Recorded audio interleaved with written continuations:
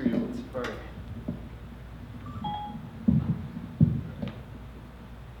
It's not part of my act, it's just how I get the document opens. So this is I'm going to read a really brief post that I put on the Road Through the Art Spark Texas blog, and it was inspired by sort of observations that I've noticed that people often, I don't think they understand what disability is.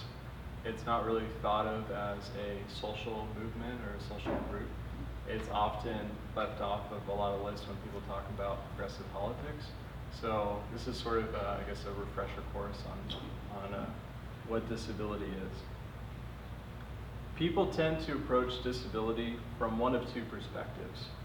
First, there's the medical model, wherein disability is perceived as an unfortunate personal problem, one that must be fixed in the medical realm. It is an illness, a disease, an injury, or disorder that forms the bond between patient and doctor. Beyond the field of medicine, there's nothing anyone can do to right the unlucky circumstances of the stricken patient. Then there's a social model, and it suggests that disability actually manifests at the point where people with different bodies and or physical, cognitive, or other limitations interact with the world around them.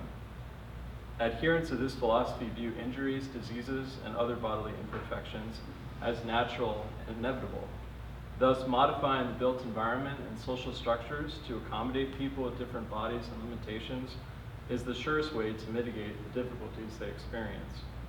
The distinction may feel abstract and needlessly intellectual, but its implications are sweeping. If you believe in the social model, then you can revel in the knowledge there are things we can do as a society to reduce the barriers faced by people living with a variety of impairments to such a degree that their impairments become inconsequential.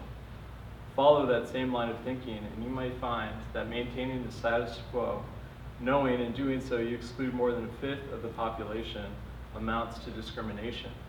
In the least, it is an unwillingness on the part of those in power who shape the world to their specifications to grant equality to those who don't fit an ideal norm.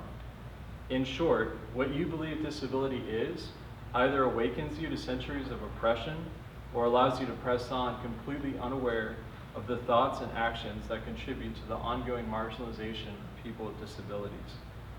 It is likely no surprise then that the social model is the foundation for the disability rights movement, the numerous successes of which have unlocked worlds of possibility to people with disabilities. We now have opportunities in education, employment, politics, social engagement. We can now live independently, raise families, pursue lofty ambitions, which is all pretty impressive considering half a century earlier, most if not all of the above were impossible. At that time, we would have been lucky simply to exist outside of a medical facility or to roll more than a block without encountering an inaccessible curb. But none of this tremendous progress would have been possible without first changing our perspectives and recognizing our collective identity as a disenfranchised minority. For how could we have demanded our rights if we didn't know we had any? We redefined disability, forged our identity, fought for decades to secure our equal rights, and now many forms of disability prejudice have been eradicated.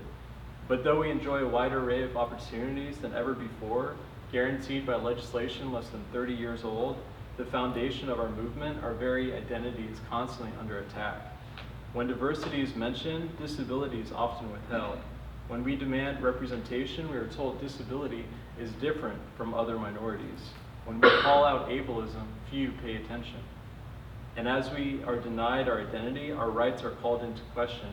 The services on which our very lives depend are threatened. So it's as important now as ever to remind our non-disabled peers and leaders that we have a collective identity, that we are more than mere accidents of nature to be treated inside of a medical facility, out of view and out of mind. In fact, it is still the most radical thing we can do to claim our identity, to say we exist and we aren't going anywhere.